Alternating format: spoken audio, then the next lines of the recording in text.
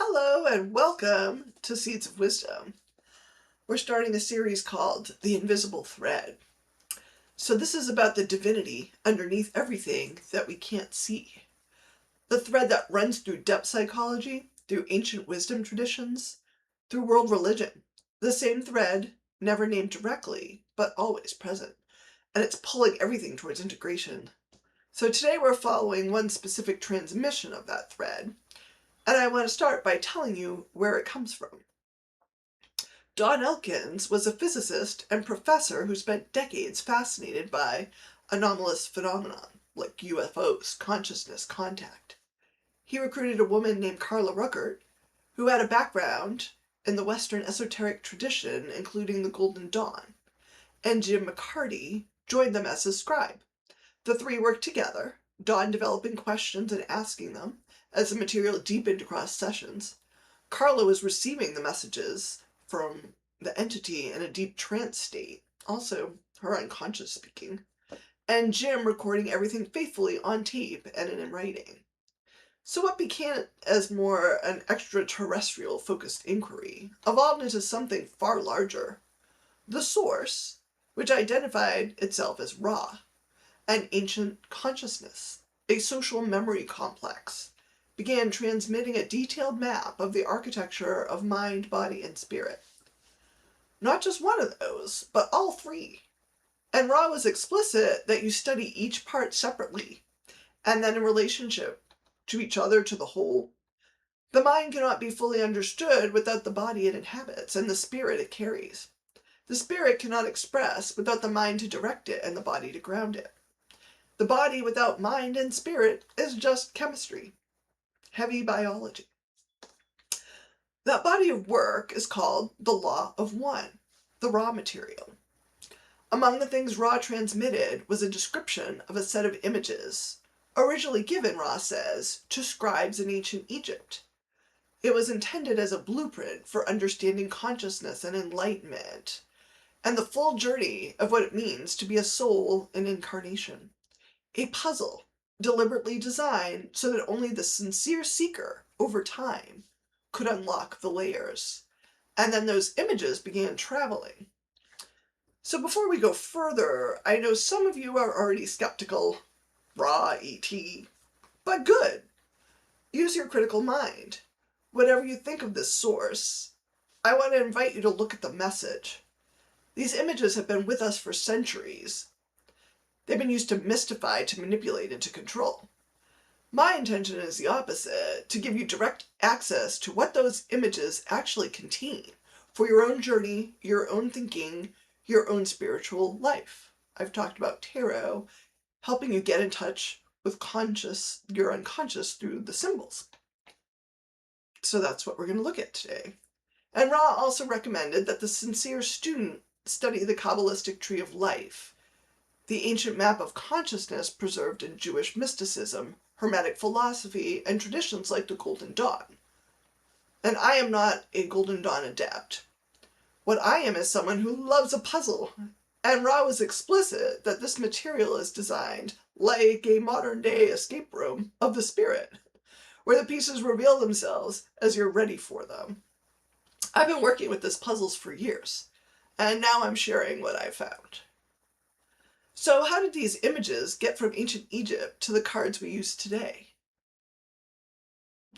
So playing cards arrived in Europe in the 14th century through trade routes through the Islamic world, specifically the Mamluk Empire, which encompassed Egypt and Syria. The Mamluk decks carried 4 suits: coins, cups, swords, and polo sticks, or whatever looked like those. What became wands or staves eventually. Those are the 4 suits of the tarot.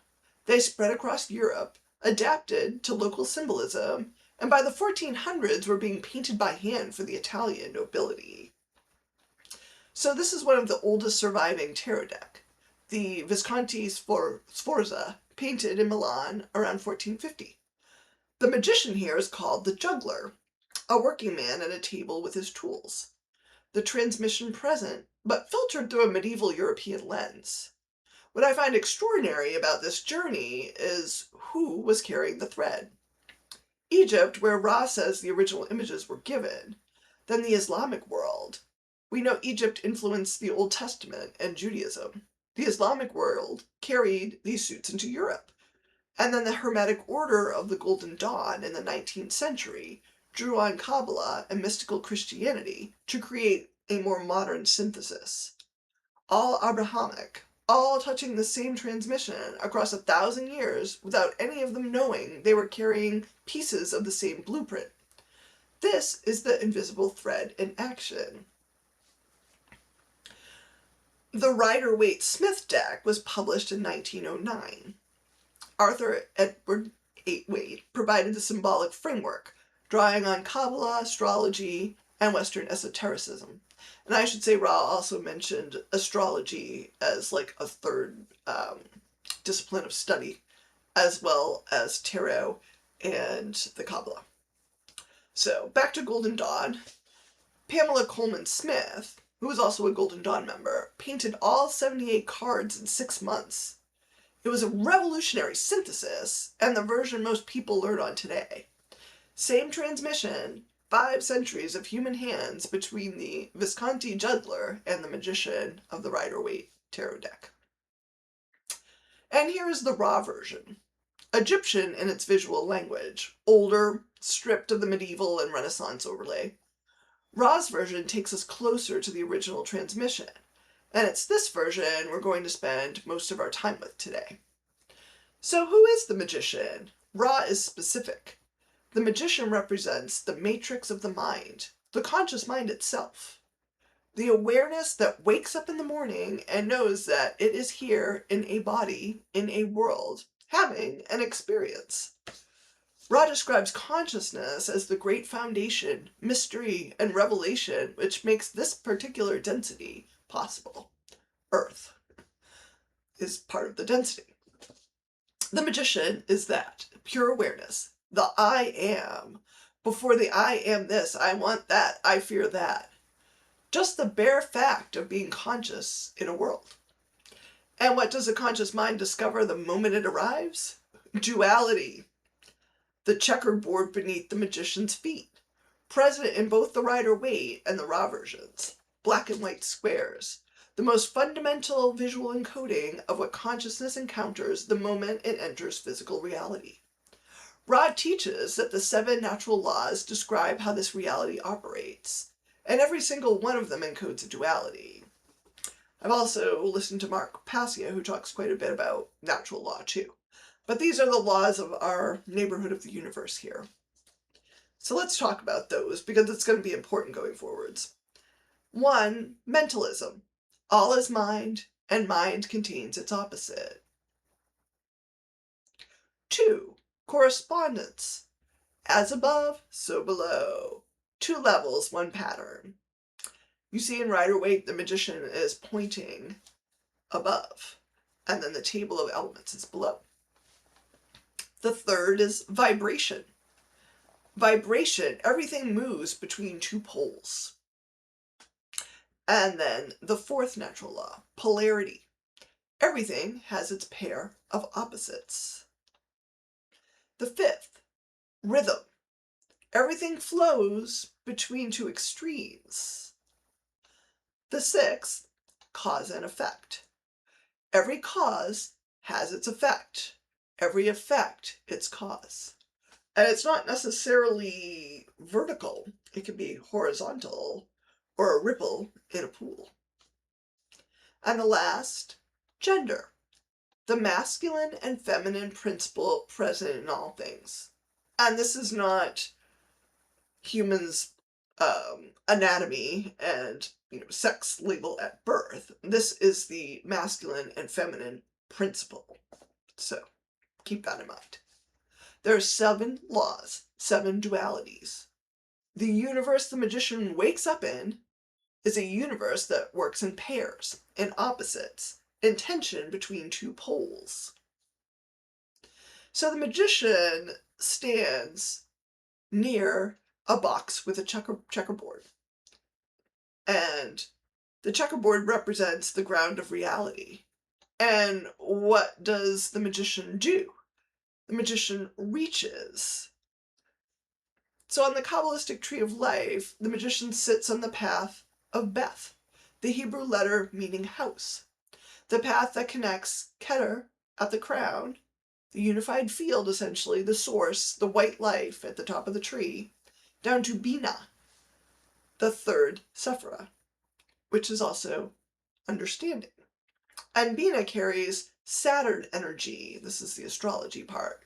Saturn, Father Time, the great container. Understanding, the principle that gives form to that which was formless.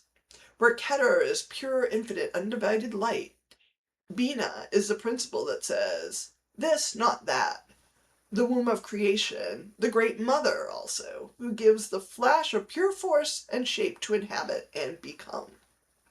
There's space and time. This quality of Bina, converging infinite possibility down to the essential path, is what the Oracle and the Chess Master, or the INFJ and INTJ and MBTI, those among you of those types will recognize it immediately. That ability to see where the long thread leads before anyone else has connected the dots. To compress this whole field of possibilities into a one path that matters. Bina on the tree is that faculty made cosmic. The magician travels the path between Keter and Bina, between the infinite source and the great container that gives the infinite a shape. The conscious mind on that path is the living connection between what is whole and what becomes a form. Ra describes what the magician holds, the sphere, pointed, as the spiritual nature of the object of will, the unified field itself in a sphere. Keter, the undivided wholeness that exists before the checkerboard. The magician holds the sphere between the thumb and forefinger of one hand, and with the other reaches down to manifest the world. That gesture, as above so below, is not mystical performance. It is the most accurate description of what conscious awareness does when it is actually working. You carry an interior life, your values, your longing, your will, your sense of what matters. And you bring it into a world of forms and limits and opposites every single day. Now here's where Ra gives us something the later versions of the card don't make explicit. Ra describes an image of the spirit, essentially, as a caged bird, an ibis, the wings folded, locked in that box where the checkerboard is the floor. Unable to fly until released into conscious manifestation, the spirit waits for the magician, waits for consciousness to choose to act. The spirit is the transmission from the infinite, already present, already whole. But the wings cannot open until the conscious mind decides what to do on this checkerboard it's standing on. This is also the shadow of the card. Ra is careful about the will. The conscious mind fully activated is enormously powerful. Everything is already on the table. All four suits present in the Rider-Waite card. The resources are not the issue. The question is what the will is directed towards. Ra says there is great danger in the use of the will. As the personality becomes stronger, it can be used, even unconsciously, in ways that pull the entity away from what Ra calls service to others, which eventually means we are all one, so serving yourself and others is the same thing. So you can get pulled under the light of the moon without the entity even noticing. The magician who does not know himself uses that same power, the power of the will, towards service to self, or thinking the self is separate, we're not connected. So service to self is the extraction, the controlling other people. So the awakened magician uses the will for genuine connection. The extractor will use it to enslave and control people. The checkerboard runs the sleeping magician. The awakened magician is able to stand on it, essentially, with full knowledge of what it is, and chooses deliberately what to bring from Keter into form. Now, either way, service to self or service to others, everyone eventually goes back to one. One path may be longer than another, but there's a lot of mystery here.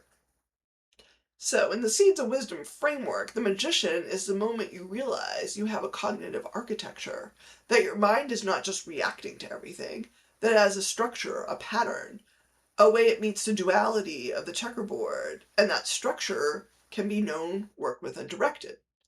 Most people don't know they have a personality type or structure. They don't know, or they might know the conscious mind encounters things in the world, but what it encounters, I'm trying to teach. It encounters a checkerboard and reacts. The pattern runs them rather than the other way around. You have the shadow, which is defensive and seeks to control to keep you safe.